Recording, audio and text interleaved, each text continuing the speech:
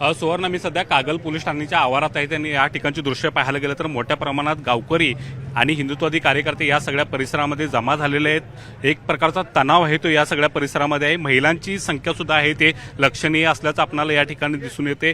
Love जिहाद सारखाच हा प्रकार असल्याचा आरोप आहे तो हिंदुत्ववादी कार्यकर्त्यांच्याकडून होते. अमन शेख असं या आरोपीचे नाव आहे आणि या आरोपींना आहे ते हिंदू मुलीला फूस लावून पळवून नेल्याचा आरोप होते. जोपर्यंत या मुलगीला हजर करत नाही तोपर्यंत आम्ही हटणार नाही अशी भूमिका या हिंदुत्ववादी कार्यकर्त्यांनी घेतलेली आहे. आपल्यासोबत हिंदुत्ववादी कार्यकर्ते आहेत, त्यांचे म्हणणे जाणून घ्या. आणि नेमकी लव्ह जिहादचाच हा प्रकार आहे की दुसरा कोणता प्रकार आहे?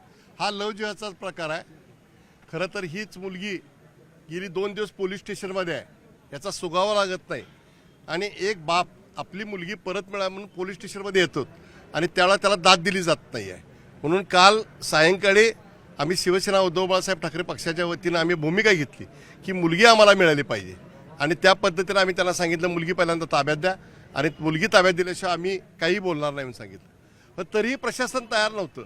कोल्हापुरामध्ये लव्ह जिहादचा प्रकार जो आहे तो गेल्या जवळ 2-3 महिन्यापूर्वी आपण शिरोली या गावामध्ये बघितलं असेल. एक फूस लावणारी एक जी टोळी आहे ती आमच्या सर्वसामान्यांच्या हिंदू आमच्या मराठ्यांच्या मुलींच्या बाबतीमध्ये जो प्रकार घडतो तो अत्यंत वाईट आणि दुर्दैवी आहे. लव्ह जिहादच्या विरोधी गेले अनेक दिवस आम्ही आंदोलन सुरू आहे. महाराष्ट्राच्या सभागृहामध्ये सुद्धा यामध्ये वेगवेगळ्या चर्चा सुरू होतात. पण ही मुलगीला परत आणण्याची मागणी करताय, पोलिसांच्याकडून काय त्याला दाद दिली जाते काय, पुढची भूमिका काय असणार? नाही, आम्ही एकच सांगितलेलं आहे की या ठिकाणी आम्हाला मुलगी परत मिळाली पाहिजे. जर मुलगी परत मिळाली नाही तर हे संपूर्ण आमचे हिंदू बांधव जे आहेत आम्ही एकत्र येतात आणि पोलीस स्टेशनच्या दारामध्ये महाआरती करणार.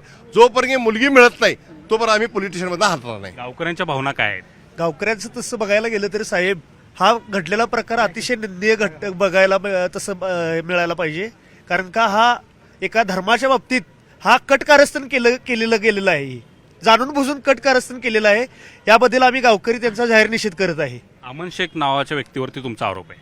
अमन शेख हा मुळात जिहादी वृत्तीचा माणूस आहे.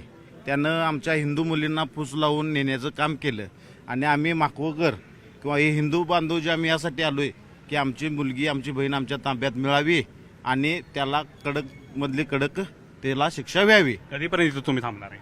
आम्ही जोपर्यंत आमची बहीण किंवा आमच्या गावची मुलगी जोपर्यंत आम्हाला मिळत नाही तोपर्यंत आम्ही इथून हलणार नाही. गावकरी सुद्धा मोठ्या प्रमाणात या सगळ्यामध्ये सहभागी झाले. गावामध्ये गाव सगळे एकत्र झाले.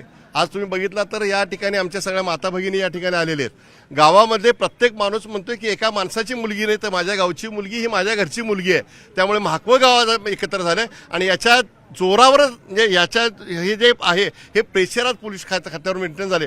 बघू म्हणतात ते, पण अजूनही आमचा प्रशासनावर विश्वास नाही. जर काही या ठिकाणी मुलगी मिळाली नाही तर आम्ही महाआरती केल्याशिवाय थांबणार नाही. तीव्र पडसाद या घटनेची उमटतील नंतर उमटू शकतात, तसं काय सांगू शकत नाही.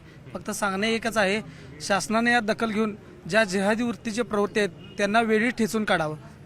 नक्कीच या ठिकाणी पाहायला गेलं तर गावकरी आणि हिंदुत्ववादी कार्यकर्ते संतप्त झाल्याचं दिसून येते. या ठिकाणी जमाव आता हळूहळू वाढताना आपल्याला दिसून येते. कागल पोलीस ठाण्याच्या बाहेर आहे ते या मुलगीला जर परत नाही आणलं तर महाआरती करण्याचा निर्धार सुद्धा या सगळ्यांनी केलेला आहे. आणि त्यामुळे एक प्रकारे सध्या पोलिसांच्या वरती या ठिकाणी दबाव तर आहेत, मात्र तणावाची परिस्थिती या सगळ्या परिसरामध्ये आहे ते आपल्याला दिसून येते. आता पोलीस नेमकं या प्रकरणाबाबत काय भूमिका घेतात हे पाहणं आता महत्त्वाचं आहे. मात्र एकूणच पाहायला गेलं तर या घटनेनंतर कागलमध्ये सध्या तणावाची परिस्थिती आहे ते दिसून येते.